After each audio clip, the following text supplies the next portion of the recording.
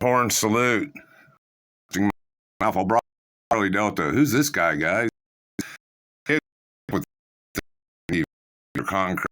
Oh.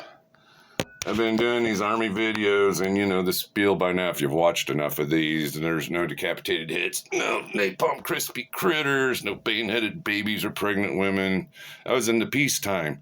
But when I was a kid, we grew up with the Vietnam War, and it was always on TV all the time. Now, I've made plenty of videos about my problems with substance abuse, mainly marijuana. And the Army always had a reputation of marijuana. But by the time I got into the Army, they started frowning on it. Now, there's this guy, Lemon. He was a sergeant, I think, with the 1st Cav. And while high on marijuana, he won a Medal of Honor by doing some outstanding duties one night in the middle of a firefight. So Doug, me and the old lady, we just got done partying. Cheers.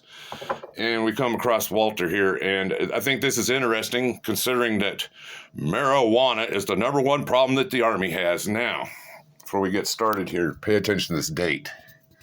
November 1370, and now in November of 1967, the 173rd went up a hill in a place called Dak To and got an ass whooping. There was a friendly fire incident where a 500-pound bomb got dropped on the headquarters company, killed Father Waters, all the officers, and a bunch of wounded people. But now it's a whole different group of people, and I got lucky. I got in basic training. There was a Marine that was in Nam in 1970 and talked about a skull on a stick while he was on patrol. But let's throw Walter up here. Congressional investigators say the problem is skyrocketing away from any solution. Army authorities acknowledge that the crisis is real, and they're going all out to cope with it. Both groups are talking about marijuana and the extent to which American servicemen are using the drug in Vietnam as the war fades away for them. You will see for yourselves this evening in this graphic report from Gary Shepard. Graphic report. Graphic report. A small clearing in the jungles of War Zone D, 50 miles northeast of Saigon. Like most other American installations, Firebase Ares isn't very busy these days. The war is at its lowest level in 5 years, and there just isn't much to do. The big guns, which normally would be firing around the clock if the war were raging, now remain silent most of the day, and the men have a lot of time on their hands. Time for such former luxuries as haircuts and games of volleyball.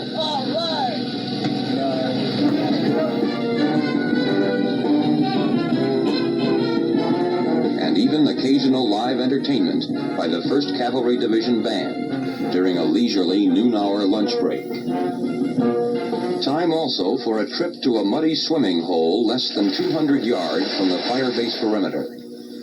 But in this case, the trip is more than a mere stroll in the jungle. What's going to be the cat? Most of these soldiers are about to turn on with marijuana. Orangutan, get your haircut. Grass is as plentiful in Vietnam as sea rations. One pipeful, which the soldiers call a bowl, can easily take care of 5 or 6 men.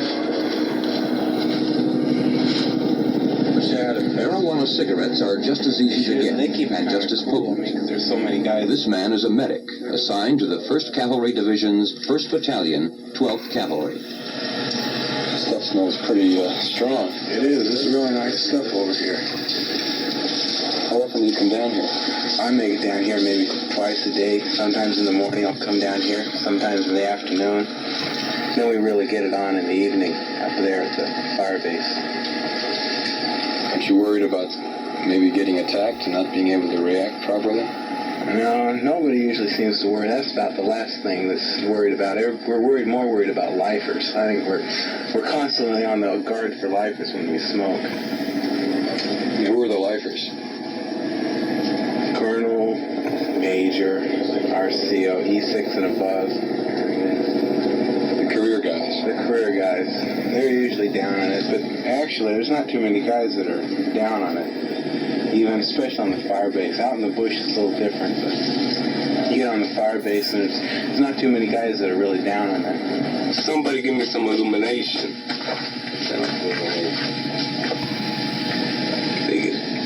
That's cool to the max. keep going through it.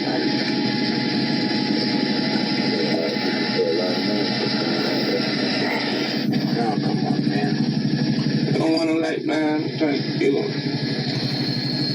Fire through it. There's an army in your light or something, man. It ain't even lit, is it? Yeah, listen. Only TT. Need some cool stuff.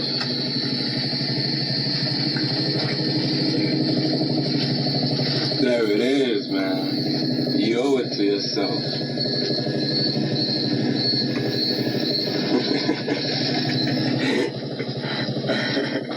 You were telling me about a special way you do it. Oh, Ralph. Ralph's this shotgun this guy carries.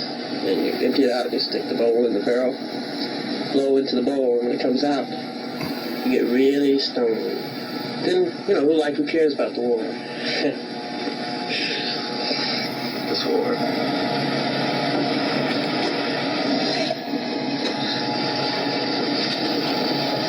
You do that very often?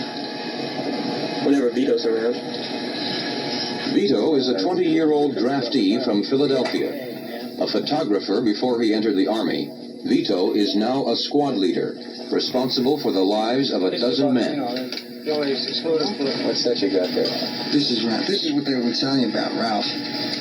This is what, well, we use it for also, killing gooks and all. Plus little added pleasures, which we use shotgun, which, our term means Wild chicken.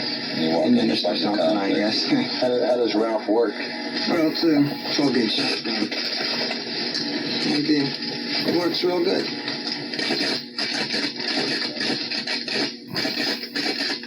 Well, what we basically use it for on the LZ and I guess even out in the field, so if you want to know, is that we use the shotgun from a ball. You just put the ball in the chamber and all. Give me the ball. You got to blow real hard and it's kind of hot for it.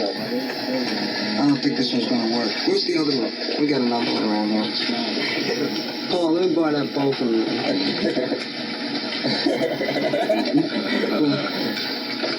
This is probably all SIDS and we're getting busted, but I don't care. Shotgun.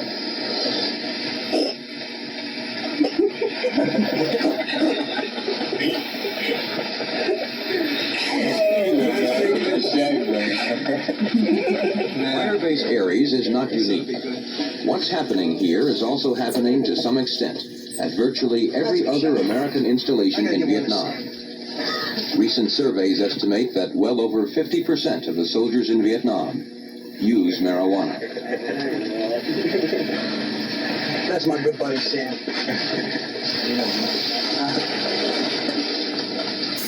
Gary Shepard, CBS News, in War Zone D. In Washington, Hal Walker talked about the marijuana problem with a Pentagon spokesman, Vice Admiral William Mack, and asked him why the percent. So, draftees, it was cool for them to get high. I did this veterans remembrance reading, and I left out a guy called Gary Sparks. I only met this guy one time in my life. He was a Marine, and he'd seen some shit. He didn't admit to anything, but you could just tell by talking to this guy. And it's one of these people you meet one time and it leaves such an impression on you. And I want to give a memory out to Gary Sparks tonight. No, he'd seen some shit, and he'd talk about going into Da Nang when they get a little leave and doing China White. The heroin, the China White, the opiates, the opium dens. I mean, getting numb and trying to forget all the ugliness that he saw. But I was going through a hard time in my life. I was coming off a needle. I was hooked on morphine, and I'd had some of my own addiction issues. And he just flat told me, dude, you just got to have to give it up, walk away from it. And he was in a position with doctors and stuff where he had to clean up his act. And he says, there just comes a time you have to walk away from it and grow up. And it made a huge impression on me tonight. So I guess with some old bullshit. I'm doing these non-flashback things. I'm seeing how it works here. I've got some ideas to play with now. There's some old videos available that I can bootleg to keep the channel alive. And actually, I'd like to honor, respect, and bring back the memory of some of these guys in Vietnam, and some of them paid the ultimate sacrifice for a very ungrateful country. And look at the shithole country that it's become now. Yeah, we've come a long way, baby. Yeah, we got old Stoneface now in CBS, but this guy used to be the face of CBS. Hit that like and subscribe. I got to rescue a cat. Thanks for watching.